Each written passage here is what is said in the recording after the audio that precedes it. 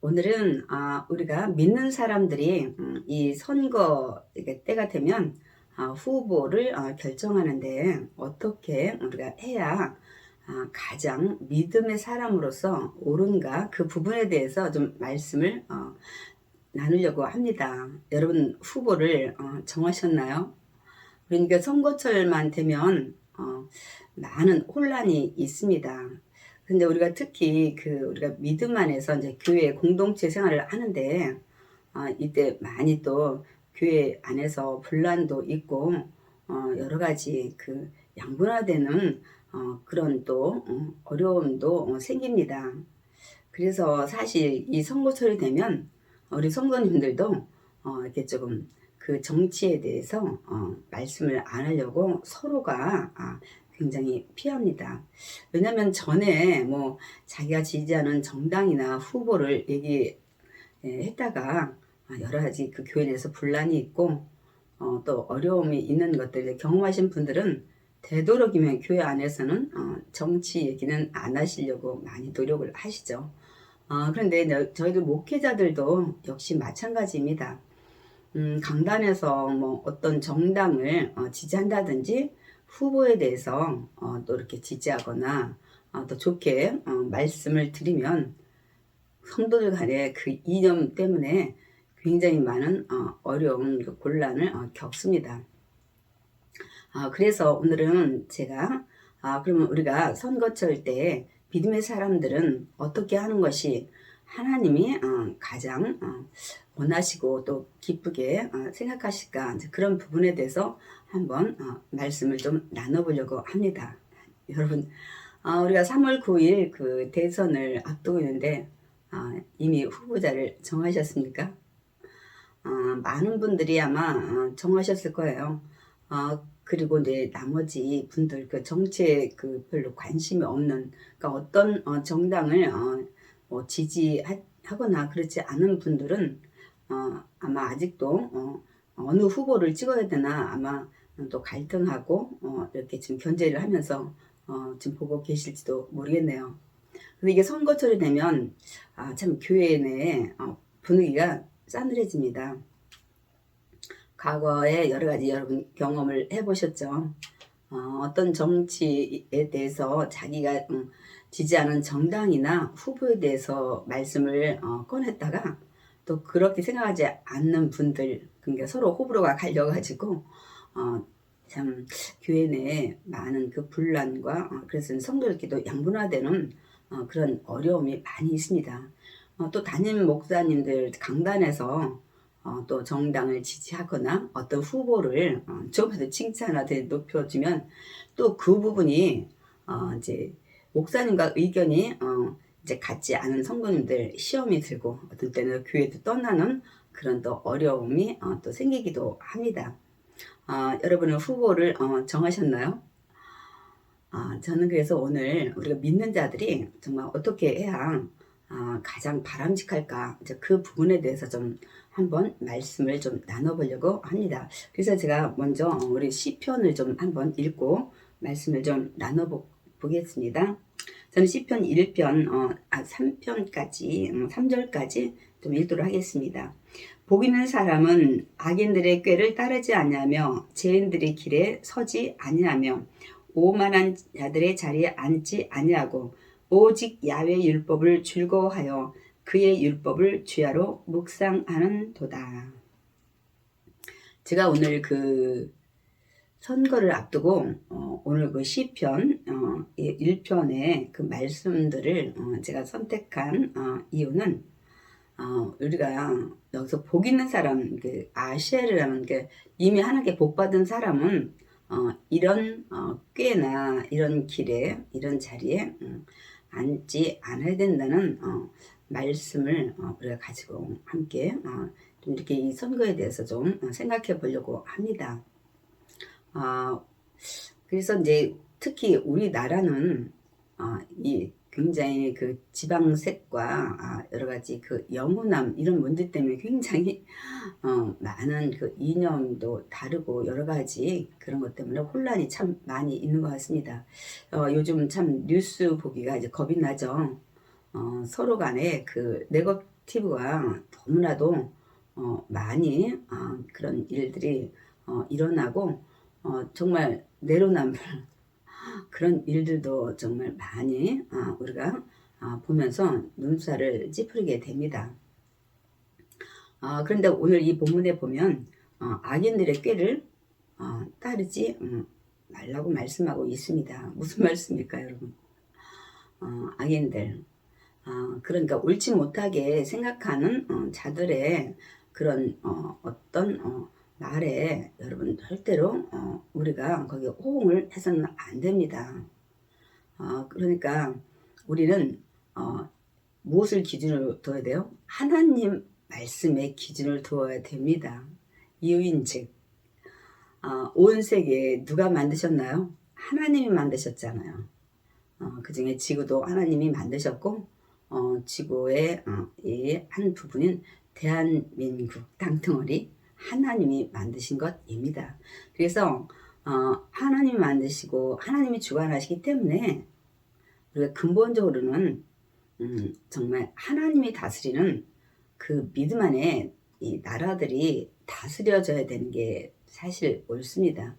근데 뭐 저희 이 대한민국이 뭐 국교가 기독교가 아니기 때문에 꼭 후보자가 뭐 크리스천이어야 된다 뭐 그런 조건이 없기 때문에 많은 후보들이 이제 나오실 때 뭐 기독교, 불교, 천주교, 또 무교 뭐 많은 분들이 나오시죠. 그래서 우리가 이런 기준 하에 우리가 후보자를 여러분 선택하셔야 돼요. 그러기 위해선 먼저 여러분이 지금까지 가졌던 생각, 이념, 이 고정관념을 다 내려놓으셔야 돼요. 그래야 우리가 이제 말씀 안에서 기준을 통해서 후보를 생각하게 됩니다. 하나님께서 이스라엘을 택하셨을 때 사실 하나님이 그 나라를 다스려 가길 원했죠. 신정 정치를 하길 원했는데 가나안 땅에 가서 이들이 주변 나라들이 인간의 왕이 그 정치하는 것들을 보고 다스리는 거 보고 본인 그 자신들에게도 왕을 달라고 하는 것을 볼 수가 있습니다. 그런데 이미 하나님은 아시고 우리 신명기를 그 17장을 보면은 이미 모세에게 이들이 혹시 가나안 땅에 가서 주변 나라들을 보고 왕들을 자기들도 이제 갖게 해달라고 했을 때 그 조건을 하나님이 말씀을 하십니다. 뭐라고 말씀하셨나요? 왕을 뽑되 하나님이 선택한 자를 뽑아라. 그렇게 말씀하셨고 두 번째로는 또 어떤 말씀하셨나요? 병마를 많이 두지 말라고 말씀을 하십니다. 그러니까 군사력을 믿거나 또 그런 것들 하나님보다 더 물질적인 것들 세상적인 것들에 의지하지 않도록 그러니까 나라를 다스리는 그 당시에는 왕이지만 뭐 지금은 전날은 대통령 되잖아요. 그래서 하여튼 한 나라를 다스리는 지도자에 대해서 말씀을 하시는 거죠. 세 번째는 아내들을 많이 두지 말라고 말씀하십니다. 아마 아내가 많으면 사실 정치에 이렇게 집중하거나 하기가 참 쉽지 않을 거예요. 또 여기서 뭐 다른 또 의미도 있죠. 정말 이 솔로몬이 1000명의 여자들을 거느렸잖아요. 그래서 나중에 그 정략 결혼, 각 주변 나라의 그 공주들을 아내로 맞이해서 이제 그 공주들이 올 때 각자의 나라에 섬기던 신들을 다 가지고 오죠. 그래서 이제 이 신당 아니면 뭐 산당을 만들어 달라고 하는 바람에 정말 나라가 우상천지가 된 거죠. 그래서 이제 정말 솔로몬도 이제 하나님을 떠나는 그런 상황에 처했을 때 하나님께서 2번씩이나 경고의 말씀을 하셨죠. 그때는 솔로몬이 하나님 말씀을 이제 듣지 않으므로 이 나라가 둘로 나눠지는 분단의 아픔을 겪게 됐죠. 우리나라처럼 그러니까 뭐 북이스라엘과 남유다로 이제 아들 될 때 이렇게 분리가 되는 아픔의 이스라엘 역사가 이제 시작이 됩니다. 또 한 가지 중요한 것은 네 번째는 하나님께서는 왕을 뽑되 그 왕이 율법성, 그러니까 하나님 주신 성경을 늘 곁에 두고 묵상하게 하라는 말씀을 하십니다. 그러니까 결론적으로 세상의 물질, 세상의 권력, 그 세상의 이런 것들, 향락을 의지하지 말고 오직 하나님 바라보고 경외하며 그 말씀에 따라 백성들, 나라를 다스리라는 말씀입니다. 그래서 사실 뭐 우리나라는 기독교 국가는 아니지만 대한민국이 하나님이 만든 나라이기 때문에 원래는 가장 성경적인 사람, 가장 믿음의 사람, 우리 성경에 비춰볼 때 가장 양심적인 사람을 우리가 뽑아야 됩니다. 그래서 이제 대통령 후보들이 이제 나오게 되면 올해는 한 14분이 후보 등록을 하고 나오신 걸로 알고 있습니다. 그러면 먼저 우리가 믿음 안에 기준을 뒀을 때 믿는 사람이 1순위를 우리가 좀 봐야 돼요. 근데 뭐 14분 중에 뭐 기독교인이 얼마나 되는지는 제가 확실히 모르겠어요. 뭐 어떤 분은 좀 이단에 가까운 분도 계시고 한데, 근데 만약에 예를 들어 교회를 다닌다 해도 우리 그동안 많이 봤지만 진실된 그리스도인이어야 합니다. 그러니까 허물뿐인 그 교회에 그냥 성전의 짐은 늘만 밟고 다니는, 또 어떤 분은 표를 얻기 위해서 일부러 또 교회를 나가시는 분도 있죠. 그건 좀 우리가 제외를 해야 됩니다. 근데 이제 원래 그 14분 중에 그러면 아무도 예수를 제대로 못 믿는다, 믿고 있지 않다. 그럼 이제 그 다음에는 그분의 살아온 삶을 봐야 됩니다.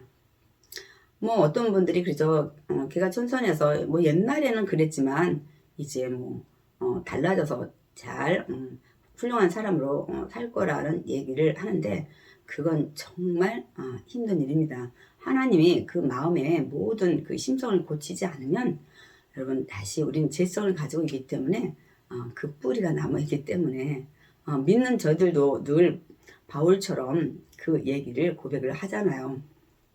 쉽지 않습니다. 그리고 현재의 삶의 그 형태, 그래서 우리가 열매를 보면 우리가 알 수 있습니다. 그러니까 삶의 결과, 어떻게 살아가는 과정. 그러니까 우리가 다시 말씀드리면 인격이죠. 왜냐면 그분들이 정말 믿음 안에 그리스도인이라면 우리가 성경으로 더 잣대를 대야 되지만, 그렇지 못할 때는 일단 우리가 세상적인 우리 이 기준으로 볼 때 우리도 그 기준에 선한 거 악한 거는 우리가 구별을 하잖아요.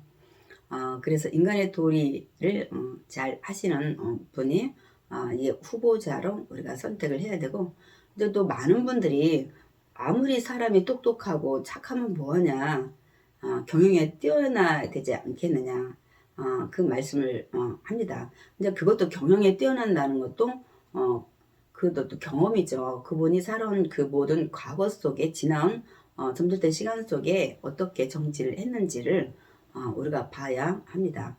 그래서 요번에는 사실 말씀드리기가 참 곤란한데, 정치 경험이 있는 분도 있고 뭐 짧은 분도 있고, 그래서 많이 또 그것이 네거티브로 또 상대방을 비난하는 조건으로도 많이 등장을 하더라고요. 그 부분도 이제 우리가 지켜봐야 되겠죠. 그 다음에 이제 우리가 공약을 많이 봐야 되죠. 정말 현실성 있는, 그리고 이 나라의 비전을 정말 제대로 직시하고 정말 도움될 그런 공약들을 하는 분들을 우리가 좀 잘 눈여겨봐야 합니다. 근데 우리가 공약을 멋지게 한다 해서 여러분 절대 후보를 찍으면 안 돼요. 우리가 경험을 많이 해봤지만 그동안 정말 멋진 공약을 참 많이들 했는데 막상 그 자리에 가면 많이들 못 지키십니다. 그래서 안 지키는 건지 뭐 못 지키는 건지는 우린 확실히 모르겠어요. 근데 이제 하나는 이제 이런 건 분명히 있을 거예요. 우리가 그 자리에 갈 때 이런 문제가 좀 쉽게 될 거라고 생각하고 공약을 했지만, 막상 이제 그 자리에 가보니까 그게 간단한 문제가 아니에요. 그 공약을 실천하기 위해선 복잡하게 얽혀있는 모든 것들이 또 많이 상황이 이렇게 또 있을 수 있습니다. 그래서 뭐 그런 부분은 우리가 충분히 이해를 하지만 완전히 180도로 공략을 해놓고 다른 말씀을 한다든지 그런 참 곤란하죠. 근데 사실 그런 것들을 많이 봤습니다. 그래서 저와 여러분이 기도를 많이 하셔야 돼요. 왜냐면 우리가 인간으로 보는 그 판단은 한계가 있습니다. 그렇기 때문에 정말 우리가 기도하면서 하나님이 주시는 지혜로 정말 올바른 우리가 판단을 해야 됩니다. 그것이 하나님이 가장 기뻐하는 우리가 이 나라의 대통령을 뽑는 것으로 생각을 하실 거라고 믿습니다. 어차피 그 많은 분들이 그러니까 우리는 한 명을 뽑아야 되잖아요. 그래서 어떤 분들이 나는 다 마음에 안 든다, 이번 투표를 안 할 거다, 그러면 안 됩니다, 여러분. 어차피 이게 뭐 독재 국가가 아니고 뭐 어떤 한 분이 계속 연임제로 쭉 가는 것이 아니기 때문에 우리는 반드시 누군가가 이 대한민국의 지도자로 이 대한민국을 이끌어 나가야 됩니다. 그렇기 때문에 여러분 절대 투표를 좀 포기하지 마시기 바랍니다. 마음에 안 들더라도 그분 중에, 그러니까 제가 말씀드리잖아요. 예를 들어서 어떤 두 분이 경쟁대로 그 두 분 중에 대통령을 이제 선출될 것 같다, 가능성이. 그러면 두 분 중에 성경 말씀에 비춰봤을 때 좀 더 착한 분, 좀 더 인격적인 분, 그리고 자유민주주의를 실현할 수 있는, 그리고 성경이 토대에 근본적으로 벗어나지 많이 않는 분을 여러분 선택해야 돼요. 예를 들어 성경에 동성애에 대해서 하나님 굉장히 싫어하십니다. 근데 그걸 뭐 공약을 뭐 그런 것도에 치우친다든지, 예를 들어 뭐 차별금지법도 마찬가지입니다. 사실 그 부분을 잘 이해를 하셔야 돼요.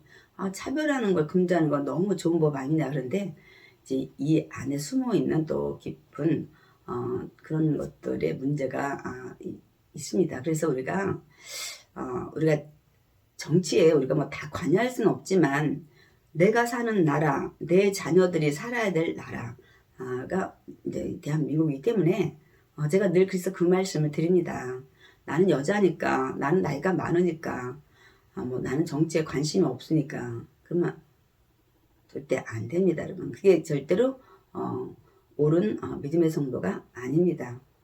그래서 제가 이제 가장 간단한 방법으로, 그래서 저도 이제 성도님들한테 고민을 하는데, 뭐 각 방송사나 또 저런 시사 저널 같은 거 있잖아요.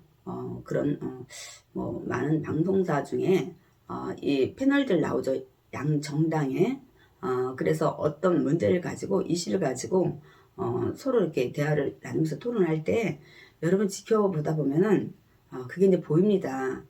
정말 네거티브를 하는지. 그러니까 남의 그 정당의 후보의 그 별거 아닌 문제를 막 확대해가지고 옳지 못하게 계속 불거지게 하는 것이 보입니다, 여러분. 아니면 내로남불, 남이 할 때는 정말 그게 외도나 바람 나는 것 같이 보면서 자기가 하는 것은 사랑이라고 하는, 이렇게 자기의 것들은 덮고 남의 것은 좀 안 좋게 늘 과장하는 이런 것들이 이제 보여요.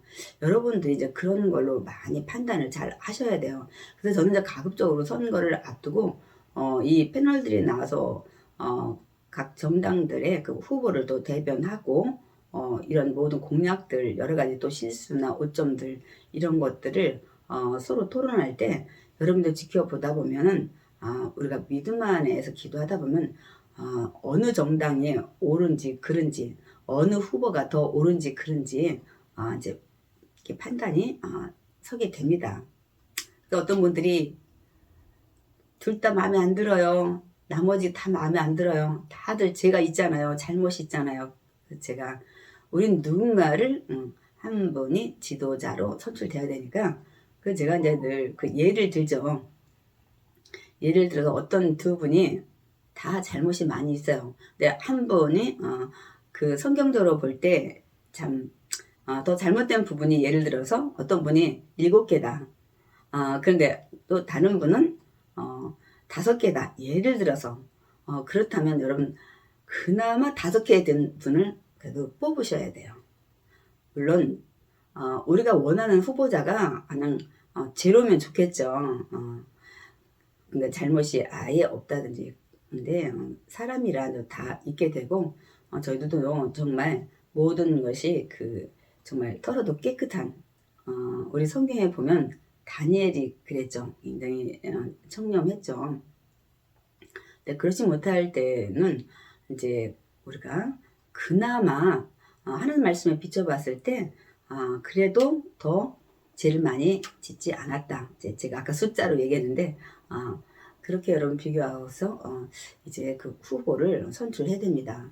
근데 이제 우리나라 같은 경우는 이제 이렇게 영원함에 갈려서 이념과 이런 갈등 속에 지금까지 살아왔습니다.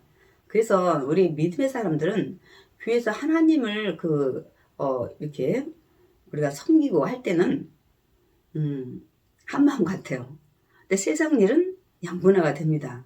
그건 절대로 옳지 못합니다. 왜냐하면 하나님은 한 분이시기 때문에 하나님이 원하신 뜻은 하나입니다. 그러니까 누군가가 지금 잘못 치우쳐 있는 거죠. 그래서 우리가 믿음의 성도들 뿐만 아니라 사실 목회자들 안에서도 그런 이 문제들이 야기가 많이 됩니다. 그래서 참 좀 가슴이 아파요. 왜냐하면 성경의 진리는 오직 하나일 텐데 왜 목회자들도 이렇게 양분화가 될까? 그것은 성경의 기준을 두지 않기 때문입니다.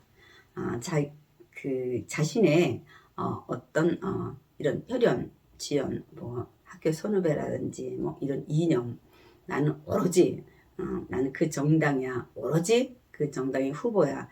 아예 앞뒤를 생각해보지 않고 그냥 선택해버리는 경우가 많은데 이건 믿지 않는 자들의 선택이고요.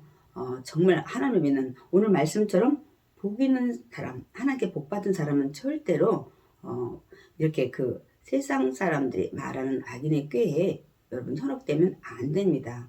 그래서 결국은 이제 죄인들의 길에 서게 돼요.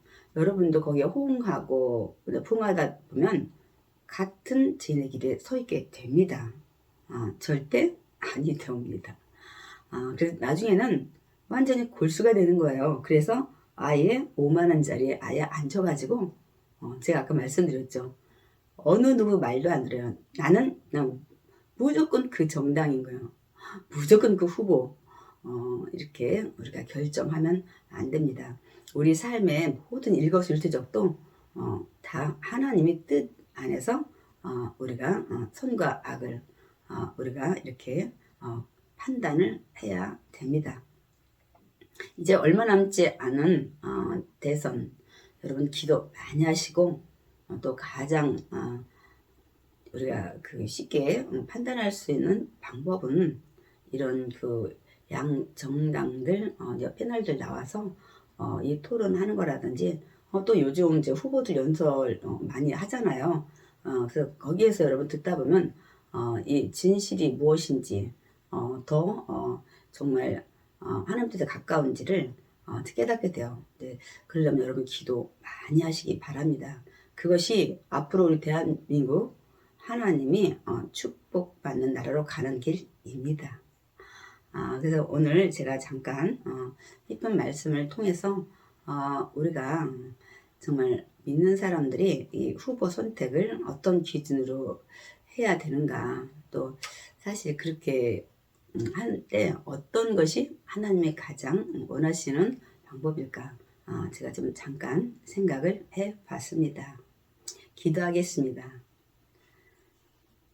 사랑이 많으신 하나님, 감사합니다. 하나님께서 우리 대한민국을 하나님 오늘까지 정말 이 잿더미에서 일으켜 주셔서 경제의 대국으로 세워주시고, 또한 이 대한민국의 십자가를 아버지 많이 세워주셔서 기도하는 교회, 기도하는 성도들이 많이 생겨난 나라입니다. 그러나 지금은 너무나도 혼란하고 혼탁하고 아버지 이념들로 가득 차 있어서 나라가 어지럽습니다. 이제 대선을 앞두고 정말 지금까지 보지 못한 너무나도 혼란스러운 광경들을 우리 국민들이 보고 있습니다. 그러나 우리 믿음의 우리 자녀들은 정말 하나님이 원하시는 후보를 선택하게 해주셔서 정말 우리가 악인의 꾀에 죄인의 길에 오만한 자리에 앉지 않는, 그래서 하나님께 축복받는 믿음의 성도 되게 해주시고, 또한 우리가 믿음의 성도들이 올바른 선택을 해서 대한민국이 정말 하나님 보시기에 정말 축복받는 나라로 가길 원합니다. 우리 믿음의 성도들 이제 얼마 남지 않은 이 대선 이제 남은 기간 기도 많이 하시고 정말 올바른 후보를 선택해서 이 나라가 정말 하나님의 뜻 안에서 하나님 축복으로 달려가는 대한민국 되게 주시옵소서. 예수님의 이름으로 기도드렸사옵나이다. 아멘.